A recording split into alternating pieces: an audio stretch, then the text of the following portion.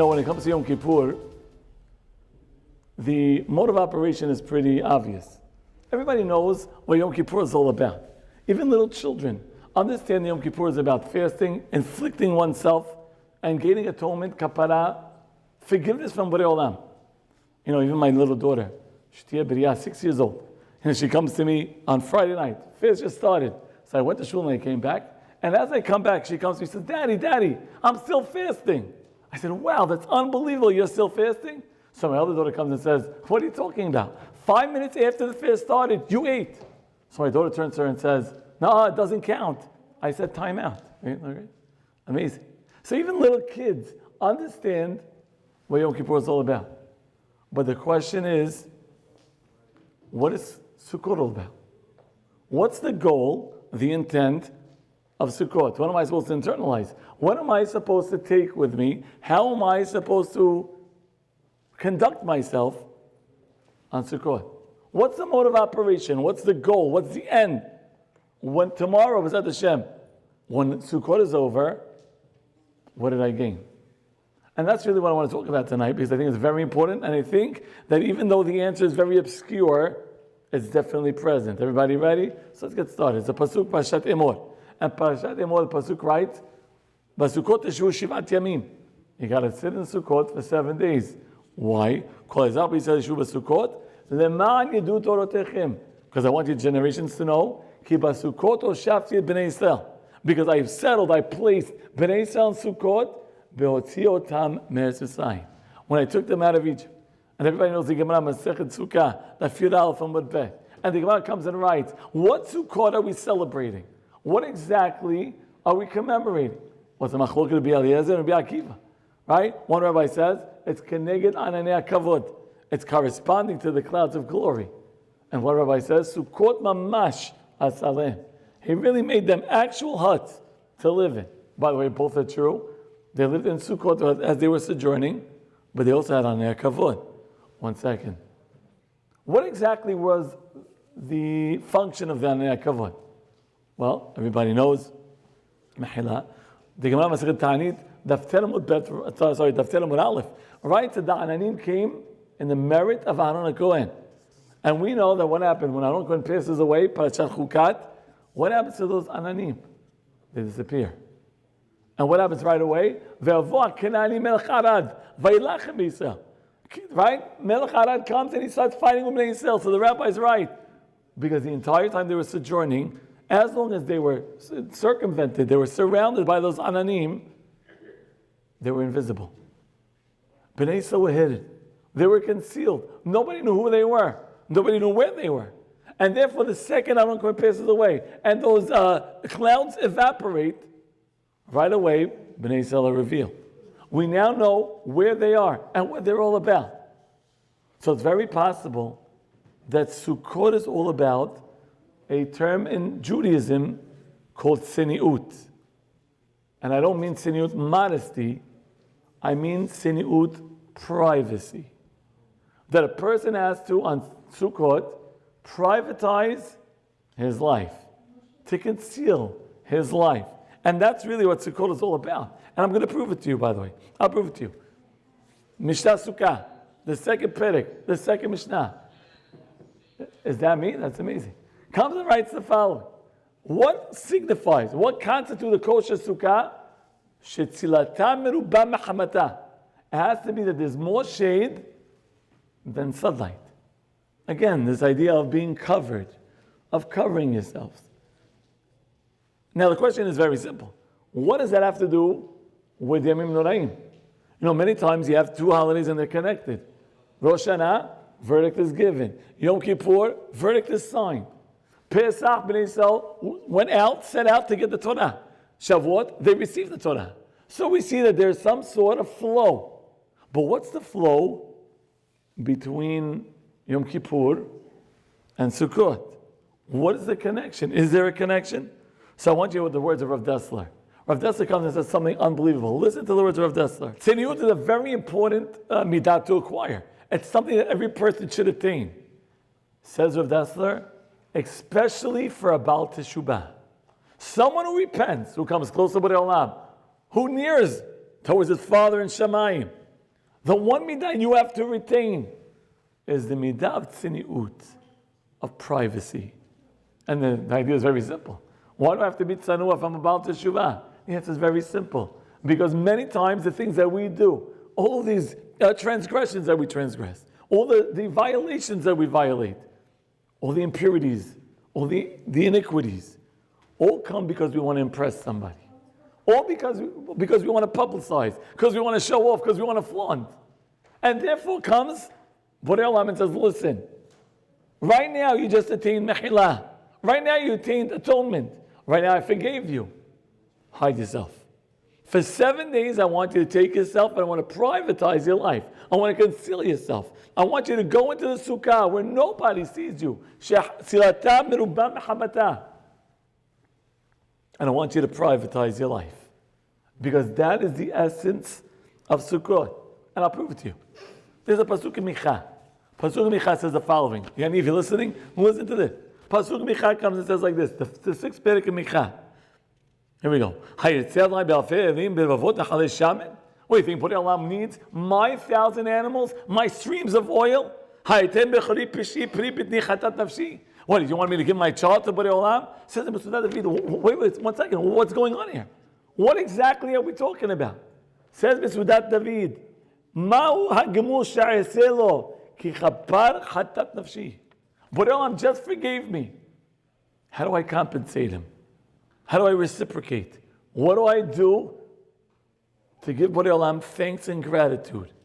So the Pasuk continues. There are 3 things. Higid lecha adam matov. Borei Olam says, I'm going to tell you what's good. What is God asking from you? 3 things. Number 1, ki asot mishpat. I want you to be just. Number 2, ve'avat chesed. I want you to be kind. And number 3, ve'hatznea lechet im Elohecha. Borei Olam says, I want you to be private. I don't want you to broadcast your life. I don't want you to post your life. I don't want you to come now and publicize your life. Everything that you have in life has to be private. That's how you could pay me back for forgiving you. To make sure you conceal your lifestyle. And that's really what I want to talk about tonight. Tonight, this morning, this is exactly what I want to talk about. I want to talk about the idea that we have to privatize our life. By the way, it fits very, very nicely with the Pasuk. What does it say? Basukot yeshvu shivat yamim. You got to sit in the sukkah for 7 days. Why? When? When did I put Bnei Israel into the sukkot? What happened in Mitzrayim? Bnei Israel were on the 49th level of Tumah. And they did teshuvah, they repented. They came back to Borei Olam. Borei Olam comes and he extracts them from the impurities of Egypt. And what's the first thing he does? He puts them in hiding. Because that's the midah that a person has to acquire after they do teshuvah. Because it's the beginning of sin, iniquity. It's the beginning of straying from Borei Olam. When we start looking to publicize what we do, our accomplishments, our successes, our belongings, when we start flaunting what we have, we already start straying from the highway of Borei Olam. So again, there's 2 areas that I want to focus on, where I think we have to lead private lives, not to show anybody what's going on in our homes, not to show what's going on in our life. And that is, number 1, our successes. And let's talk about it for a second. How many times do you see people who like to flaunt their cars? You know, the other day, right after Yom Kippur, we're saying Birkat Lebana. And as we're saying Birkat Lebana, all of a sudden a car comes right by us. He takes a look at us, he takes a look to the right, takes a look to the left, and he starts vrooming, gunning his engine, and he flies by. Okay, another Meshuggah, what am I going to do? So he drives by, take a look at my guys, we roll our eyes, wonderful. 2 minutes later, the car comes back. And again, he comes right, he looks back, he looks right, he looks left, and he goes back. What's going on? I don't understand. I said, who'd you buy the car for? You bought it for you to drive or for me to look at? If you bought it for me, move aside, I'll drive. I don't understand what you're doing. You know, by the way, I have a nice car. I do. I have a Janda, a Zeytouneh Honda. You like that? Okay? It's a 2006. But I customized it. I have 2 dents on both corners. Okay? Beautiful. You have to publicize your car. What is that? Borei Olam gave you a gift, hide it. I'll give you another example. There's new shoes. People like to flaunt their shoes. There's a new shoe. It's called Easy. You know what I'm talking about? Anyone know what I'm talking about? Easies? No?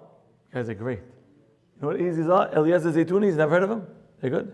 Okay? Easies. They're called Easies, and they go for like $1,000. People come walk around to me and say, Rabbi, you like my Easies? Get out of here. I have to take a look at your shoes. I'm impressed with your shoes. I don't understand. How many times do we spend more money than we have because we're trying to flaunt? I know people who spend money they don't have on weddings for their children. I know somebody once who wanted to spend $150,000 on a wedding. The daughter came to him and said, listen, Daddy, please, you know what? Don't spend $150,000. Spend $100,000 on the wedding. Give us $50,000. Give us $50,000. We could start our life. And the father refused. Can you imagine? Crazy. By the way, if the father would have said yes, I would have asked him for another 50 for me. Okay? What does that mean? How is that possible? Your daughter's asking you for money to start off a life. But we have to broadcast not only what we do have, we broadcast what we don't have. I'll give you another example. Vacation. We flaunt our vacation, post it on Instagram. Right? Here I go. Look, I went to I know somebody who sent me pictures of every detail of their vacation. Every detail of their vacation. I said, I don't understand. If you want to send me a ticket, send me a ticket. Don't send me pictures. Okay? Send me a ticket. I had to see that he went with his kids. He took them to the beach. Okay? They went to a beach. It was an empty beach. It looked Rabbi private beach. Good, very nice. It went for dinner. It went for breakfast. It went to the upper building. I mean, really. Is that so important? I have to see what you're doing with your children. Hide your children. What's going on over here? A family altogether. How many times do we post pictures of our children? What are you doing? Your most beloved possessions. Hide it. Retain them. Conceal them. Nobody should know anything about our family. People post, they have status pictures. So they post all their kids for many, many people to look at. Why? What Elam is telling you, I want you to conceal yourself. These 7 days is all about I'm hiding myself. I'm hiding my successes. What happened to Bnei Yisrael? They came out with an upheld arm. They came with tremendous amount of bounty, prosperity, wealth. Unbelievable. What Elam says, you're successful, hide it. Put it into the sukkah. Hide it amongst, right? Within the Ananei Kavod. Don't publicize. Don't broadcast. Don't publish. Make sure you stay reticent, concealed, and hidden. Person comes and buys his wife a gift. What does she do? She flaunts it. Right? She goes, here's our picture. Everyone has to see my wedding ring. And everybody has to see my fur coat. And everybody has to see my new shoes that he bought me. Why? Your husband gave it to you. He didn't give it for everybody else. That's the lesson of Sukkot, that I have to learn to privatize, to conceal, to hide my life, my successes. By the way, I want to tell you a secret. You want to hear a secret just between me and you? You see this? There's really hair there. I'm just hiding it. Okay? Amazing. Because when a person has success, it's so important to keep it private. So that's number one. But what about our actions? Our actions. A person does something good. You do a favor for somebody. You give tzedakah. Do we publicize that? I want you to hear the wonderful words of the Pelewates. Say the Pelewates the following words. I'll read it to you. Okay? Matana la'ani tzericha liot beseter. When a person comes, you give a gift to an ani. Or a person, you visit an orphan. Or a widow. Or someone who doesn't have anybody. It has to be beseter. No one's got to know what you're doing. You don't have to flaunt your actions. You don't have to publicize them. In fact, we know what it says in Mishleh. Mishleh writes, Matan basiter ichpe'af. When a person gives secretly, it dissipates Borei Olam's anger.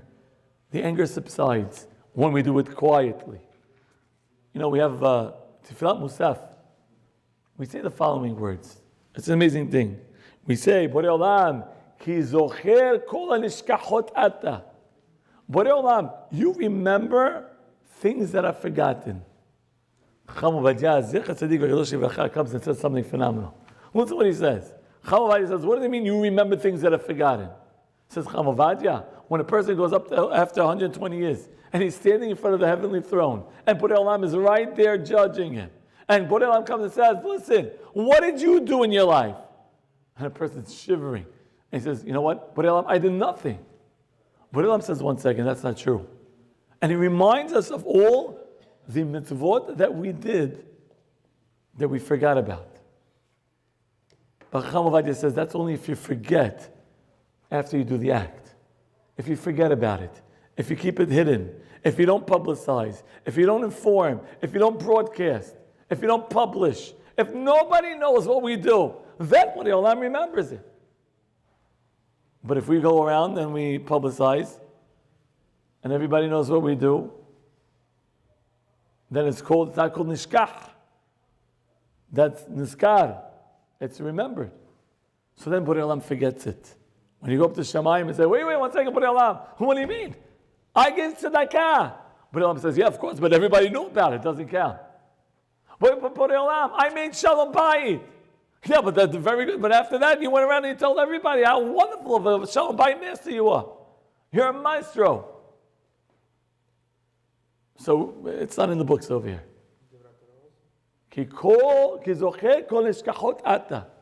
Unbelievable how important it is to keep things private.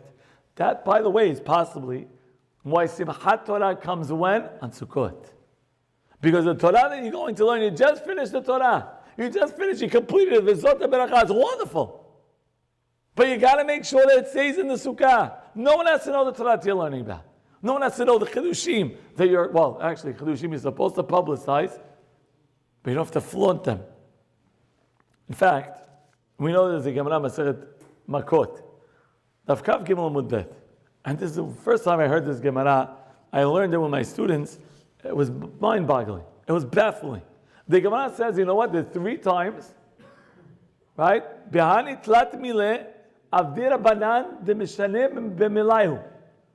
There are 3 times where the rabbis change their words. That means that they alter their words. I don't want to say lie because sheker is against the Torah. Here the Torah is telling you do it. Say the facts not as they are. Alter the facts. Here they are. Number 1 is Masechet. Number 2 is something called Puriyah. Number 3 is called Ushpiza. 1 second. What's Masechet? Says Rashi, if someone comes to you and says, hey, did you learn Masechet Ketubot? And you didn't learn it. Say, no, I didn't learn it. Why? Mishum Hanava. Mishum Hanava. Hey, try it. Ask me if I learned Masechet Ketubot. Masechet. Because the Torah that I learned, nobody's business. No one has to know. By the way, Tosafot says 1 second. Somebody comes and asks you a halachic question, you can't say, well, I don't know if you do know it. That's true, that's what Tosafot says. But if someone just says, hey, did you learn Ketubot? Then you say, no. Rabbi, you learn Kabbalah? No. You don't learn Kabbalah. Mishum tziniut. Mishum anava. We hide the Torah that we learned. What about number 2? Number 2 is Puriyah. Puriyah are things between husband and wife. Things between husband and wife within a marriage. That you hide. Okay? Rabbi, where did you take your wife for your anniversary? To the pizza store. Okay? By the way, that is where I took her. No, I didn't. Okay? Pizza store. Be allowed to lie. Why? It's no one's business. Siniut. It's no one's business.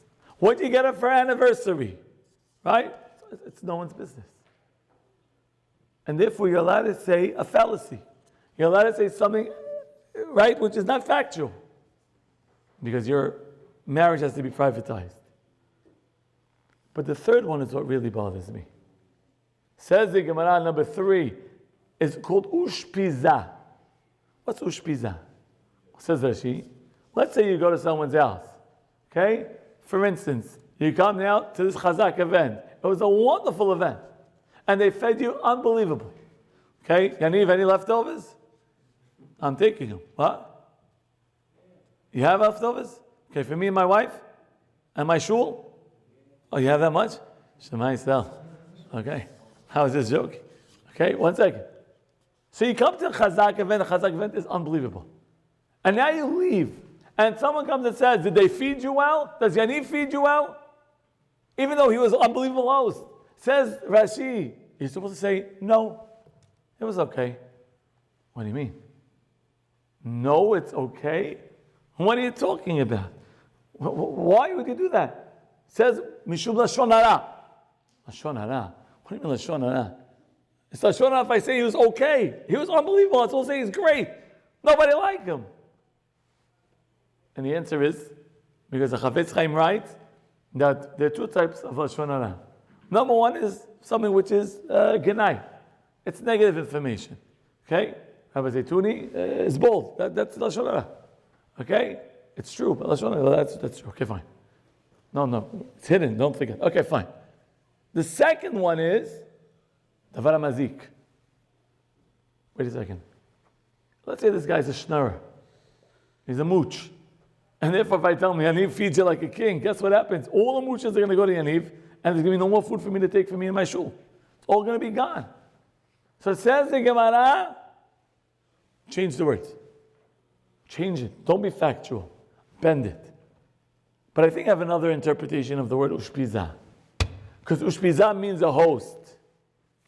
And I think the Gemara is telling you that if someone asks you, wait a second, I heard you had guests in your home. What'd you make? Oh, you're going to start from the beginning.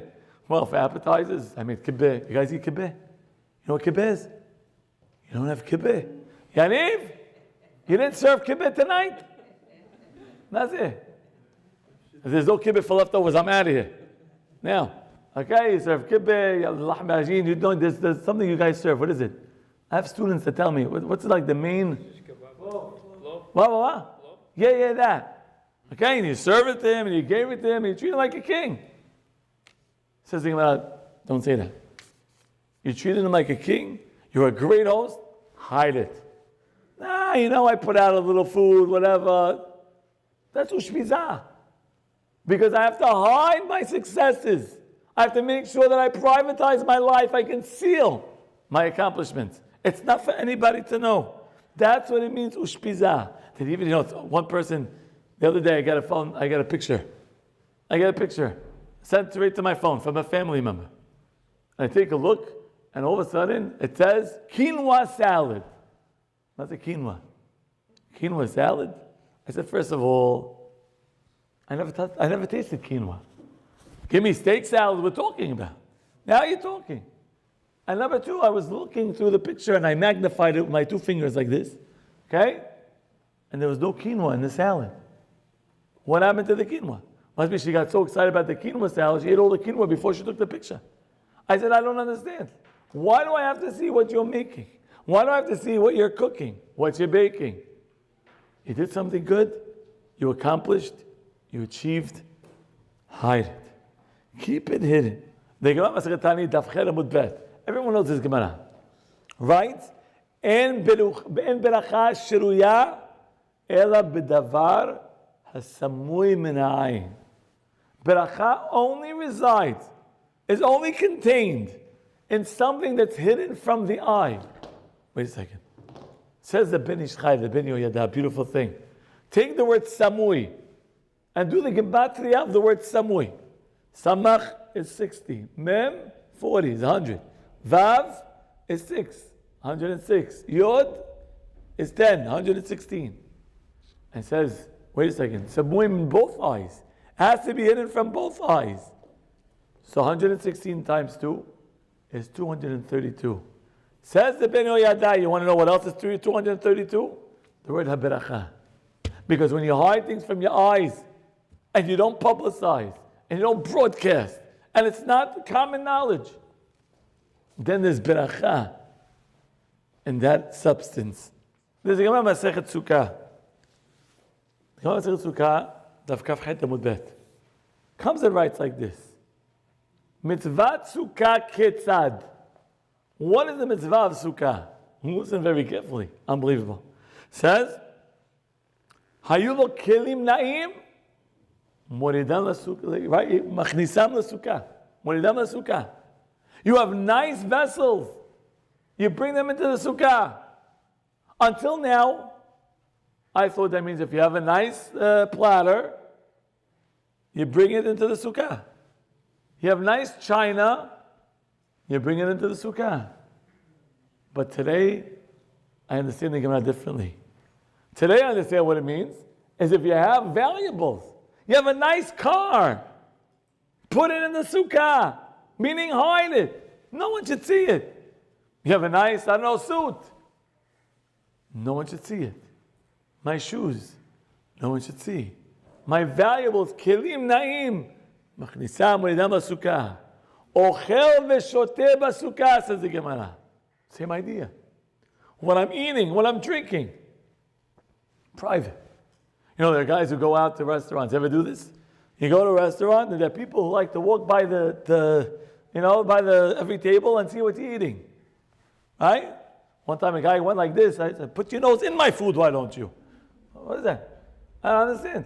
Right? Privacy. By the way, it's halakha. You're not allowed to look lo ba'ochel v'lo ba'ochel. You're not allowed to look not at the eater and not the food. It's private. Asur. What I eat and I drink in the sukkah, it's got to be private. It's got to be concealed. It's got to be hidden. 1 second. Umeshanen basukkah. The Torah that I learned after learning the sukkah, what does it mean? The same thing. That my Torah has to be concealed. Now I understand the Gemara in a totally different light. 1 second. And the last one. Umetayel basukkah. Metayel basukkah. I never understood that. Walk around the sukkah, tour the sukkah. As big a sukkah as you can get. How long does it take for a person to tour a sukkah? I don't understand. Walk around the sukkah. What are you walking around the sukkah for? And the answer is very simple.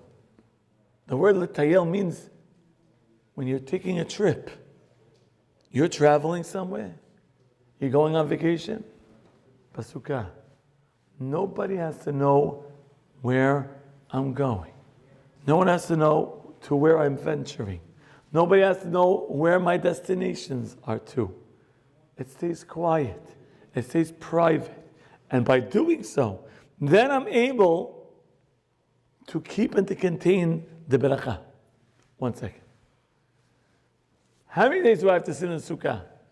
How many days? 7 days. Why do I have to sit in the sukkah 7 days? What is the point of my sitting in the sukkah 7 days? Say, you're going to love this. Ready? What do we say? Why do we sit in the sukkah dafka now? Specifically right now. You want to know why? Because what did Rav Dessler say? Because for a Baal Teshuvah, you have to have the midav tzniut of modesty. Not a modesty, a privacy. However, we know that tonight, today, our verdict is finally sealed. And there's Mesirat HaPitakim. So B'nai Olam says, listen, you can't be private your entire year. That's something you have to work on. But at least for 7 days. At least until Kaf Aleph Tishri. Until now, when we're going to give in that verdict, please retain that privacy. Don't publicize your life. Don't broadcast your belongings. Don't take a picture, a selfie. You know, I don't understand the selfie business. I don't understand the selfie business. When nobody wants to take a picture of you, have to take a picture of yourself? I don't understand. And then people come, and you ever see people, one time I saw a person like this, she was with a camera. And she's taking a picture of a camera, she keeps doing this. And she goes like this, right? I said, I understand, you have to take a picture, you have to do your hair before you take a picture. She says, no, I'm taking a picture of myself. I said, okay, I understand. Ever see people take a selfie, right? They 20 minutes to try to pose for the selfie, make it look good, and they look like a duck at the end. Right? Ever see that? I said, what's going on here? It's not the time. But Elam says, listen, you acquired, you attained kapara. You attained atonement. I forgave you. You're a Baal Teshuvah. Please, for 7 days until Mesirat HaPitakim, until they submit in those scripts of the verdict, until they give in that prescription of what your year is going to look like, privatize your life. Don't reveal. Don't publicize. Don't post. Rabotai, anyone who's watching this, if you have a WhatsApp picture, and your WhatsApp picture is a picture of your children, please go in now and remove that picture. No one has to see your kids. No one has to take a look at them. If it's a picture of you and your wife, please remove that picture. If it's a picture of your house, a picture of your car, so you're going to say, Rabbi Zeytouneh, what should I put a picture of? No problem. You want to put a picture? Put a picture of me. That's all. No problem. That's okay. No. Hi, Yaniv. We're giving them out in the back of the room, my pictures, or no? You know what? We'll give out a picture of me holding a kibbeh. How about that? Good move. Okay? Let's start privatizing. At least for the next couple of hours. Let's show Borei Olam, I'm going to give back to you. Micha said, that's the way you pay God back. For that wonderful chesed Borei Olam forgave you. God says, you want to pay me back? Start hiding things. So let's go out now. There are less than 13 hours, I believe, left till Hoshana Rabbah. And let's start hiding, concealing, covering all of our accomplishments, belongings. And by doing so, we will be able to make sure that the Mesirat Petik that is given, submitted into Bidin Shel Mala will be one which has on it a prescription for a year of Beracha, Levacha, Ve'atzlacha, a one of Biriut, of Refuah Shelema, of good Shidduchim and Zivugim, one of Shalom Bayit and Nachat from our children, one of Parnasah Tovah. So let's get started now. And within the next couple of hours, let's turn around our lifestyles. And by doing that, if our things are samui min ha'ayin, then truly we will have beracha. I thank you so much for giving me the opportunity to speak with you today. And I thank you, wish you a wonderful year. Shana Tova Matuka. Thank you.